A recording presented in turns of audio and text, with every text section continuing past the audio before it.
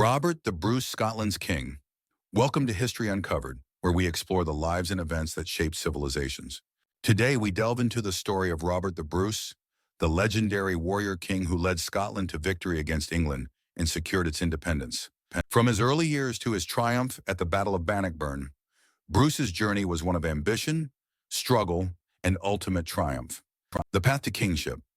Robert the Bruce was born on July 11, 1274, into a noble Scottish family with both Norman and Gaelic ancestry.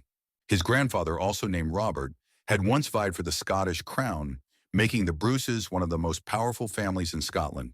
At the time of his birth, Scotland was a land divided. The untimely death of King Alexander III in 1286 and his heir Margaret, the Maid of Norway, in 1290 left the throne without a clear successor. This power vacuum led to the infamous intervention of King Edward I of England, who sought to dominate Scotland and place John Balliol on the throne as a puppet king. Robert the Bruce grew up in this turbulent environment, receiving a knightly education in combat, diplomacy, and leadership. While his family initially swore fealty to Edward I, Robert harbored ambitions of his own to claim the Scottish crown and free his homeland from English control. A struggle for power. By 1296, Edward I had deposed John Balliol and declared himself ruler of Scotland. The Scots resisted fiercely, led by figures like William Wallace.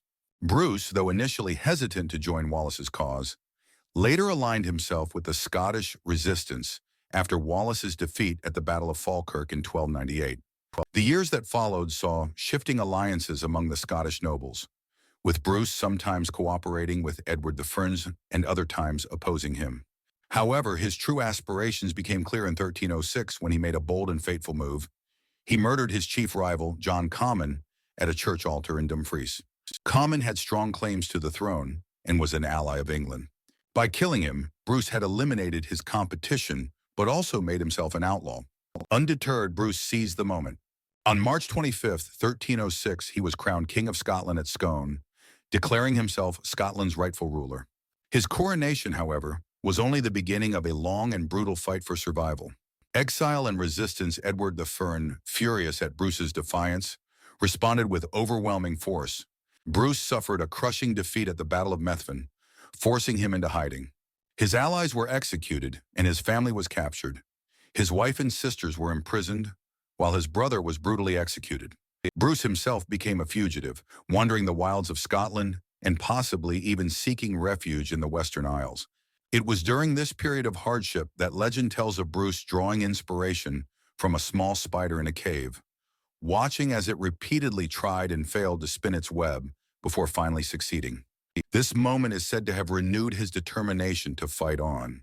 The road to victory. By 1307, fortune turned in Bruce's favor. King Edward IV, Scotland's greatest enemy, died, leaving his less capable son, Edward II, to inherit the throne. Bruce emerged from hiding and launched a guerrilla war against the English and their Scottish allies. He won a series of key battles, reclaiming territory and solidifying his support among the Scottish people. His greatest test came in 1314 at the Battle of Bannockburn, one of the most decisive battles in Scottish history. Edward II marched a massive English army to relieve the besieged Stirling Castle.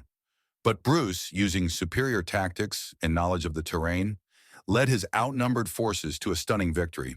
The English army was routed, and Scotland's independence was all but secured. Recognition and legacy. Despite his victory at Bannockburn, England did not immediately recognize Scotland's independence. Bruce continued to fight for over a decade, securing alliances and strengthening his kingdom. Finally, in 1328, the Treaty of Edinburgh-Northampton was signed, with England officially recognizing Scotland as an independent nation and Bruce as its rightful king. Before passing away, he made one final request, that his heart be taken on a crusade to the Holy Land. His loyal friend Sir James Douglas carried Bruce's heart in a silver casket, but died in battle against the Moors in Spain. The heart was later returned to Scotland and buried at Melrose Abbey. The legacy of Robert the Bruce. Robert the Bruce is remembered as Scotland's greatest king, a warrior, statesman, and national hero. His leadership secured Scotland's independence and shaped its identity for centuries. The famous words from the Declaration of Arbroath in 1320, inspired by his struggle, still echo in history. It is not for glory, nor riches, nor honors that we fight, but for freedom alone, which no good man gives up except with his life. Today, Bruce's name stands alongside Scotland's greatest heroes. Statues of him adorn Stirling Castle and Bannockburn, and his legend continues to inspire those who believe in the fight for freedom. Thank you for joining us on this journey through history.